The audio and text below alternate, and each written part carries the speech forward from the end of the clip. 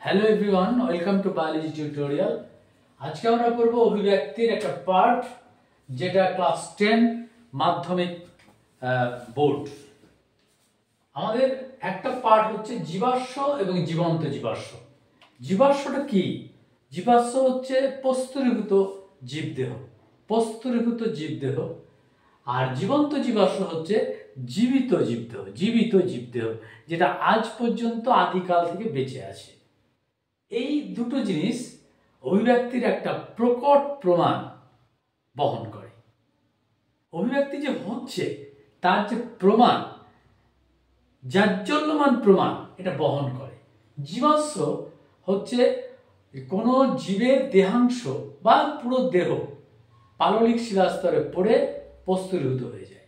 সেটা একটা সময় বিজ্ঞানীরা আবিষ্কার করে, জিওলজিক্যাল সার্ভে আবিষ্কার করে, জিওগ্রাফিক্যাল সার্ভে আবিষ্কার করে, এবং তারপরে প্রমাণিত হয় যে সেই সময় যখন এটা প্রস্তরীভূত হয়েছে সেই সময় জীবদেহের আকারটা কেমন ছিল, ওজন কেমন ছিল, তার গঠন প্রকৃতি কেমন ছিল, সে সম্পর্কে একটা আইডিয়া পাওয়া যায়। জীবাশ্ম একটা অতীত প্রামাণ্য বিষয়, প্রামাণ্য দলিল। আর জীবন্ত জীবাশ্ম এখন পর্যন্ত চলছে, বেঁচে আছে আদিকাল থেকে। যেমন আরশোলা বেঁচে আছে, জীবন্ত জীবাশ্ম। যেমন প্ল্যাটিপাস বেঁচে আছে, হংসচঞ্চু বেঁচে আছে, কিন্তু পরিবর্তন হয়নি এদের। এই কালের নিরিখে তারা অপরিবর্তনীয়। তাদের দেহাংশ, দেহ, আভ্যন্তরীণ এবং বাহ্যিক কোনো পরিবর্তন নেই। এই ধরনের জীবাশ্ম প্রমাণ করে অভিব্যক্তি অনবরত হচ্ছে। জীবাশ্মের ক্ষেত্রে আমরা দেখব যেমন হাতি, মেরিথিয়াম, হাতির আদি অংশ, আদি যে জীব মেরিথিয়াম, একদম ছোট্ট হাতি, যার দাঁতগুলো ছিল একদম বড় বড়, শরীরের মধ্যে সারা শরীর লোম, এবং তার সুর আছে, সুরটা ছোট, যেমন তার দেহ তার আকার অনুযায়ী ছোট। আবার ইওহিপ্পাস, মেসোহিপ্পাস, মেরিচিপ্পাস, প্রায়োহিপ্পাস, এগুলো সবই হচ্ছে ঘোড়ার একটা আদিম প্রকৃতির জীবাশ্ম। এই ঘোড়াগুলো ছিল 11 ইঞ্চি হাইট। 11 ইঞ্চির ঘোড়া আস্তে আস্তে বড় হয়েছে। এখনকার বর্তমানে যে ইকুয়াস দেখছো তোমরা ঘোড়া, সেটা বর্তমান ঘোড়া। এই ঘোড়ার হাড়, তার খুর, তার নখ, তাদের নখের গঠন এবং পুরো শরীরের মধ্যে যে স্ট্রাকচার, সেই স্ট্রাকচারটা ধীরে ধীরে উন্নত হয়েছে। এবং মাস্কুলার স্ট্রাকচার, এখনকার রেসিং যে ঘোড়াগুলো রেস হয়, ডিবেট হয়, ঘোড়ার মধ্যে যে তোমার বিভিন্ন ধরনের জুয়া চলে, সেগুলো আমরা দেখতে পাই যে একটা মাস্কুলার স্ট্রাকচারের শক্তিশালী ঘোড়া। এটা কিন্তু বিবর্তনের ফলে তৈরি হয়েছে। আমরা আবার দেখব যে যেমন আর্কিওপটেরিক্স একটা জীবাশ্ম। আর্কিওপটেরিক্স কি? একদিকে সরীসৃপ, একদিকে পাখি। সরীসৃপ এবং পাখির মাঝখানে দাঁড়িয়েছে আর্কিওপটেরিক্স। এটা একটা সময় জীবন্ত ছিল, এখন আর নেই, তারা জীবাশ্মে পরিণত হয়েছে। এই ধরনের এভিডেন্সগুলো অভিব্যক্তির গুরুত্বপূর্ণ ভূমিকা গ্রহণ করে। এবার আমরা দেখব পটকা, সুইম ব্লাডার। পটকা হচ্ছে একটা মাছের জলের বিভিন্ন তলে ভেসে থাকার জন্য হাইড্রোস্ট্যাটিক প্রেসার, উৎস্থৈতিক যে চাপ, সেই চাপ দেহের ওজনকে কমায়। পটকার দুটো ভাগ, একটা হচ্ছে প্রথম চেম্বার, দ্বিতীয় চেম্বার। প্রথম চেম্বারে এবং দ্বিতীয় চেম্বারে গায়ে রেটিন মিরাবেলিয়া বলে একটা তোমার রক্তজালক জড়ানো থাকে। এই রক্তজালক অত্যন্ত পাতলা প্রাচীরের রক্তজালক। তারা পটকার ভেতরে উৎপন্ন গ্যাসকে নিতে পারে ব্যাপন প্রক্রিয়ায়, আবার সেখানে প্রয়োজনীয় গ্যাস ছেড়ে দিতে পারে। পটকার অগ্রপ্রকোষ্ঠে একটা রেড গ্ল্যান্ড আছে, যেখান থেকে অক্সিজেন তৈরি হয়। পটকার একটা গুরুত্বপূর্ণ ভূমিকা আছে, যে রেড গ্ল্যান্ড যেটা আছে সেটা যখন অক্সিজেন তৈরি করে, পটকা কিন্তু ফুলে ওঠে। অগ্রপ্রকোষ্ঠে অক্সিজেন তৈরি হচ্ছে, অগ্রপ্রকোষ্ঠ ফুলছে, সেখান থেকে পশ্চাৎ প্রকোষ্ঠ আছে, পশ্চাৎ প্রকোষ্ঠ ফুলে যাচ্ছে। অর্থাৎ পটকার মাধ্যমে তার দেহের ওজন উদস্থিতিক চাপ দ্বারা নিয়ন্ত্রিত হয়, হালকা হয়। কোনো মাছ, বিশেষ করে কার্টিলেজিনাস যে ফিশগুলো, অস্থিযুক্ত মাছ এবং মিঠা জলের মাছ, তাদের পটকা দেখা যায়। কিন্তু তরুণাস্থি কোনো সামুদ্রিক মাছ, হাঙর জাতীয় মাছ, ইলেকট্রিক এদের পটকা নেই। বিভিন্ন তলে, জলের বিভিন্ন গভীরতায় ওঠানামা করতে পারে, পটকা চলনে অংশগ্রহণ করে। পটকা আরেকটা কাজ করে, সেটা হচ্ছে তার শ্বসন প্রক্রিয়া অংশগ্রহণ করে।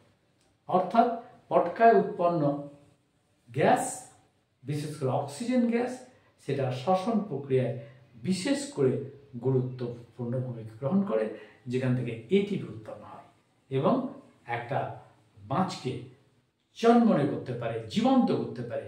যে মাছটা বিভিন্ন লেয়ারে অনবরত ঘুরতে থাকে, খাদ্য কালেকশন করে, খাদ্য নিতে পারে, রেচন ত্যাগ করতে পারে এবং বিভিন্ন চলাচলের মাধ্যমে তার যে মায়োটম পেশি আন্দোলিত হয়, সবটা পটকার একটা বিশেষ গুরুত্বপূর্ণ ভূমিকার জন্য এটা হয়ে থাকে। আমরা পরে দেখছি পটকার ছবিটা কেমন। মৌমাছির ক্ষেত্রে আমরা দেখবো অভিব্যক্ত আর একটা দিক, মৌমাছির identification and indication of food, খাবার চয়েস করা। মৌমাছি একটা সামাজিক প্রাণী। মানুষ যেমন একটা সামাজিক প্রাণী, প্রত্যেকের সঙ্গে কোঅপারেশন আছে, ঠিক তেমনি মৌমাছি কিন্তু মানুষের মতো বুদ্ধিমান নয়, কিন্তু তার এমন কিছু কিছু প্রবৃত্তি আছে যেটা সামাজিকতার রিলেশন তৈরি করতে পারে। মৌমাছিরা তিনটে ভাগে বিভক্ত, একটা রানী মৌমাছি, একটা পুরুষ মৌমাছি, একটা শ্রমিক মৌমাছি। শ্রমিক মৌমাছি অনবরত পরিশ্রম করে। শ্রমিক মৌমাছি বাচ্চাদের পালন করে, লালন পালন করে, বাচ্চাদের খাওয়ায়, বাচ্চাদেরকে বড় করে তোলে, উঠতে শেখায়। শ্রমিক মৌমাছি সমস্ত কাজ করে। আর পুরুষ মৌমাছি কি করে? রানী মৌমাছিকে কেন্দ্র করে, একটা চাকে রানী মৌমাছিকে কেন্দ্র করে পুরুষ মৌমাছি রেডি থাকে। কিসের জন্য? রানীর ফাইভ ফরমেশনের জন্য। রানী কখন কি বলতে চাইছে, কখন কোন সাংকেতিক ব্যাপারটা জানাচ্ছে, সেটা কিন্তু পুরুষ মৌমাছি ফলো করে। আর পুরুষ মৌমাছি রিলে করে শ্রমিকদের। শ্রমিকরা সেই ফরমাসটাকে ওবে করে এবং সে চাকের চারিদিকে পাহারা দেয় এবং প্রয়োজনীয় মধু সংগ্রহ করে। একটা ফুল, একটা ফুটন্ত ফুল, তার মধ্যে যে মধু, যে নেকটার আছে, সে নেকটারটাকে গ্রহণ করে, পেটের ভেতরে নিয়ে আসে, হজম করে, বমি করে। এই বমিটা হচ্ছে মধু।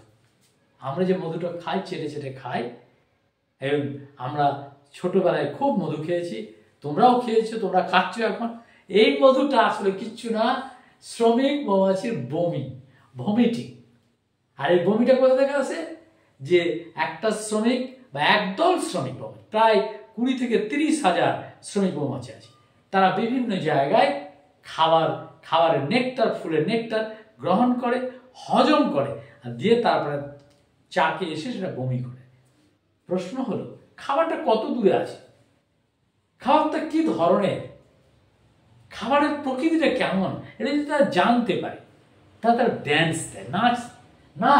এই নাচটা হচ্ছে একটা বৃত্তাকার নাচ, আরেকটা হচ্ছে চক্রাকার নাচ, আরেকটা হচ্ছে একটা ওয়াগল নৃত্য।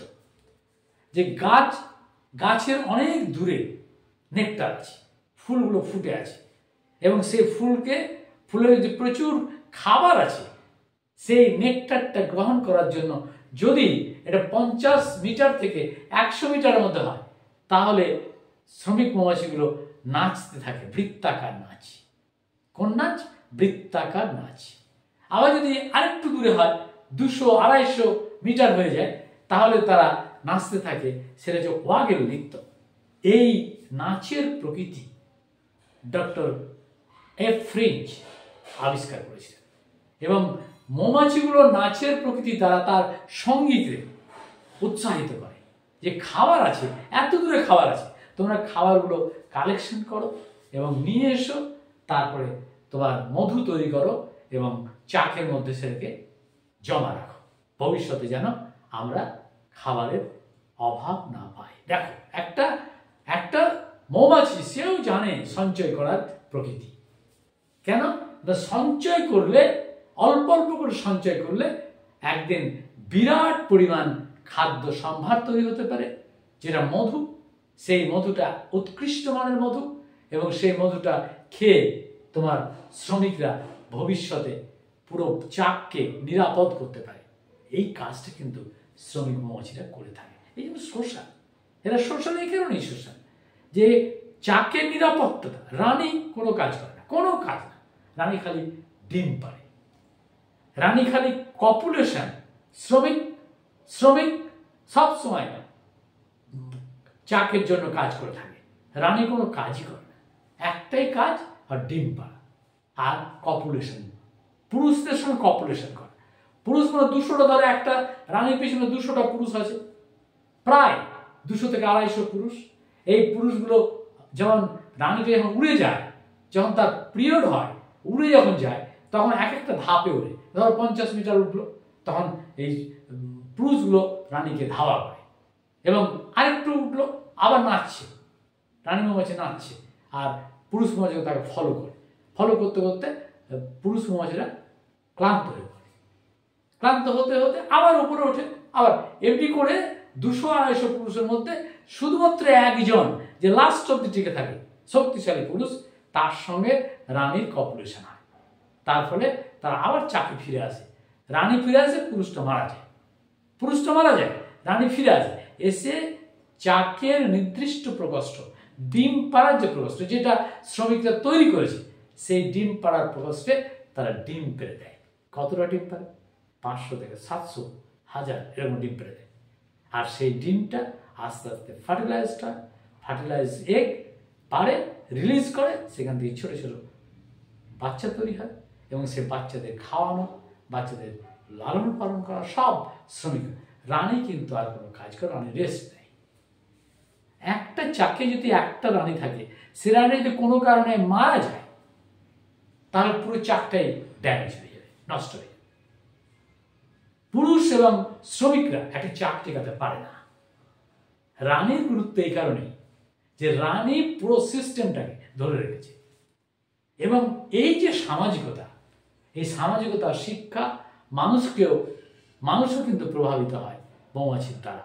খাদ্য সঞ্চয় করা, খাদ্য আহরণ করা, এবং ভবিষ্যতের জন্য চাককে নিরাপদ করা, এইগুলো অত্যন্ত গুরুত্বপূর্ণ বিষয়। এটা ডক্টর ফ্রেঞ্চ এই বিষয়গুলো তার মৌমাছির ভাষা, পরস্পরের সঙ্গে আলোচনা এবং তাদের কাজ সবটাই কিন্তু একটা বিশেষ বক্তৃতায় তিনি এটা বলেছিলেন। পরবর্তীতে ধাপে ধাপে এই বক্তৃতা আরো ইলাবরেট হয়, এবং তাকে নোবেল পুরস্কার দেওয়া হয়েছে, ডক্টর ফ্রেঞ্চ, ফ্রেঞ্চ। এবার আমরা পড়ব সারিবৃত্তীয় শুষ্ক মৃত্তিকা। এটা অভিব্যক্তির অংশ। যে সারিবৃত্তীয় শুষ্ক মৃত্তিকায় কি বলছে? যে মৃত্তিকায় জলের পরিমাণ বেশি, জলের সঙ্গে লবণও বেশি, লবণ বেশি থাকার ফলে জলের ঘনত্ব অনেক বেশি, যার ফলে যে উদ্ভিদগুলো জন্মায় সারিবৃত্তীয় শুষ্ক মৃত্তিকায়, তারা জল গ্রহণ করতে পারে না। জলটাকে শোষণ, মূলরোমের মাধ্যমে জল শোষণ করতে পারে না। মানে উদ্ভিদে জল শোষণ করবে কি? জল উদ্ভিদ দেহ থেকে বেরিয়ে যায় কনসেন্ট্রেশন, তার ঘনত্বের জন্য। হাইপারটনিক ইন নেচার, এখানকার মাটিটা হাইপারটনিক ইন নেচার। আর মূলরোমের ভেতরে, মূলের ভেতরে যে জলটা থাকে হাইপোটনিক ইন নেচার। হাইপারটনিকের ফলে জলটা হাইপোটনিক টু হাইপারটনিক মাইগ্রেট হয়ে যায়, সংবাহিত হয়। ফলে কি হয়? ফলে সারিবৃত্তীয় শুষ্ক মৃত্তিকায় কোনো উদ্ভিদ ঠিক মতো বড় হতে পারে না। বড় হলে, যদি সে বড় হয় অ্যাডভার্স কন্ডিশনে বড় হয়, তার যে ফল হয়, সে ফলের মধ্যে যে বীজ হয়, সে বীজটা আবার অঙ্কুরিত হয়ে যায় মাটিতে পড়ার আগেই। মাটিতে পড়লে অঙ্কুরিত হবে না, মাটিতে পড়ার আগেই অঙ্কুরিত হয়। একে জরায়ুযোগ্যোদ্গম বলে। এটা সুন্দরী, গড়ান, গেউ, তারপরে হেতাল, এই সমস্ত উদ্ভিদের মধ্যে আমরা দেখতে পাই। এবং এই যে জরায়ুযোগ্যোদ্গম, এই জরায়ুযোগ্যোদ্গমের ফলে যে মাটিতে যে অঙ্কুরিত বীজটা পড়ে, রোপিত হয়, সেটা আস্তে আস্তে বড় হয়ে ওঠে এবং শ্বাসমূল তৈরি হয় অতিরিক্ত জল শোষণ করার জন্য।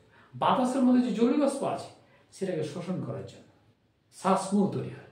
এই শ্বাসমূলটা তোমার এক ধরনের প্রক্রিয়া, যে প্রক্রিয়ায় অতিরিক্ত জল শোষণ করতে পারে কিন্তু মাটি থেকে জল নিতে পারে না। এই জন্য সারিবৃত্ত প্রচুর মাটিতে জল আছে কিন্তু জল শোষণ করতে পারছে না, যেহেতু লবণ মেশানো আছে। আরেকটা কথা বলি অভিব্যক্তির ক্ষেত্রে, জিরাফের গলার দৈর্ঘ্য নিয়ে ল্যামার এবং ডারউইনের দ্বিমত আছে। জিরাফের গলা বাড়ছে কেন? প্রকৃতিতে গাছ আগে ছিল ছোট, আস্তে আস্তে বড় হচ্ছে, মানে তোমার বিভিন্ন গাছের যে দৈর্ঘ্য সেটা বৃদ্ধি হচ্ছে, বৃদ্ধি হওয়ার পরে গাছের মূল থেকে কাণ্ডের দূরত্ব বেড়ে যাচ্ছে, কাণ্ড শাখা প্রশাখা বিস্তার করছে, আরো হাইট বাড়ছে।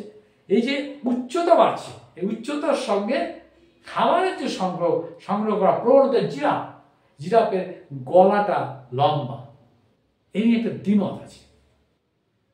ল্যামার বলেছিলেন যে জিরাফ, এই ছোট গলাওয়ালা জিরাফ আর বড় গলাওয়ালা জিরাফ দুটোই ছিল। তো বড় গলাওয়ালা জিরাফ তারা গাছের পাতাটা সংগ্রহ করতে পারল, ছোট গলাওয়ালা জিরাফ পারল না। তার ফলে কি হলো? ছোট গলাওয়ালা জিরাফ আস্তে আস্তে অবলুপ্ত হয়ে গেল। মনে হয় একটা গল্পের মতো, কিন্তু বাস্তবে জীবন সংগ্রাম বলে একটা কথা চার্লস ডারউইন বলেছিলেন। চার্লস ডারউইন একটা কথা বললেন, দেখো যে ছোট গলাওয়ালা জিরাফ কনভার্ট হচ্ছে আস্তে আস্তে নিজের খাদ্যের প্রয়োজনে, নিজের অস্তিত্বের জন্য, নিজেদের বেঁচে থাকার জন্য তারা আস্তে আস্তে গলাটাকে বর্ধিত করবে। এবং ল্যামার্কের এই যে বর্ধিত অব্যবহার সূত্র এখানে সাপোর্ট করে। ল্যামার বলেছিলেন যে কোনো অঙ্গের যদি ব্যবহার করা দীর্ঘদিন ধরে ব্যবহার করা হয় সেটা বর্ধিত হবে। এর ক্ষেত্রে ল্যামার্কের মতবাদটার পক্ষে যুক্তি আছে। ডারউইন বললেন যে না, তা নয়। ডারউইন বললেন কি, যে বড় গলাওয়ালা জিরাফ এবং ছোট গলাওয়ালা জিরাফের মধ্যে একটা প্রজাতিগত সংঘাত তৈরি হলো। কে বেঁচে থাকবে, কে মারা যাবে?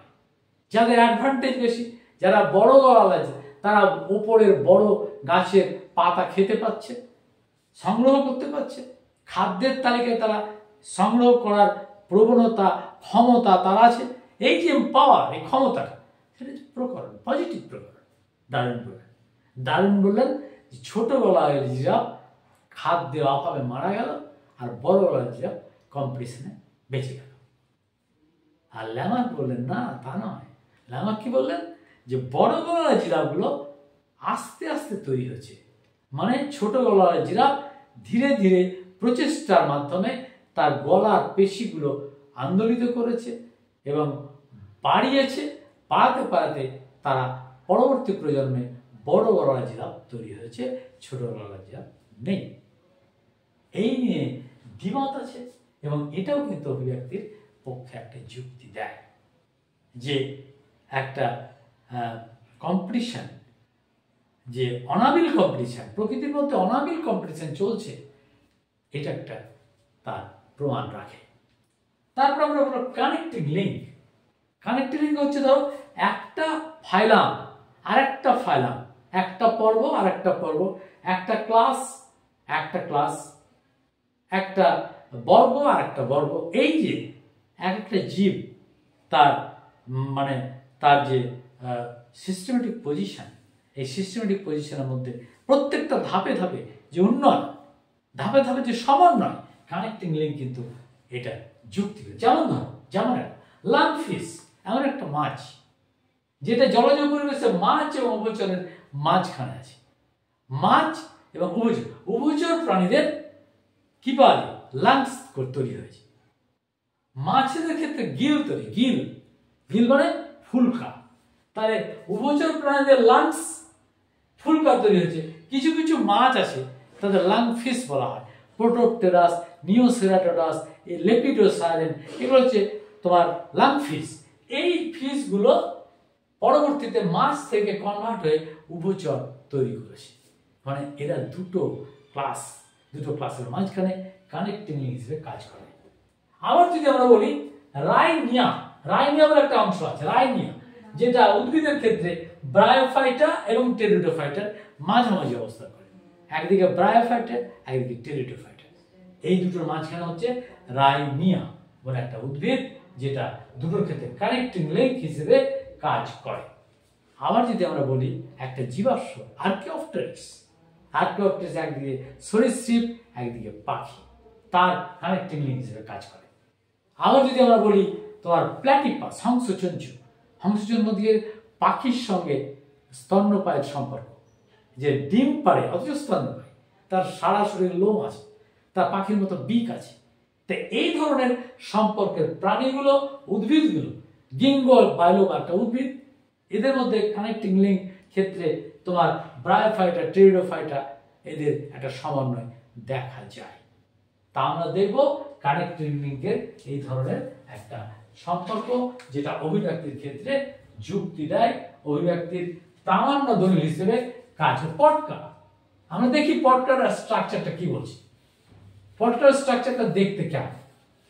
একটা পটকা, যেটা প্রাণীর ক্ষেত্রে দেখা যায় যে পটকার ক্ষেত্রে একটা এরকম একটা অংশ আছে, এই অংশটা ধীরে ধীরে বড় হয়ে যায়। দেখ, দুটো চেম্বার, একটা হচ্ছে প্রথম চেম্বার, একটা দ্বিতীয় চেম্বার।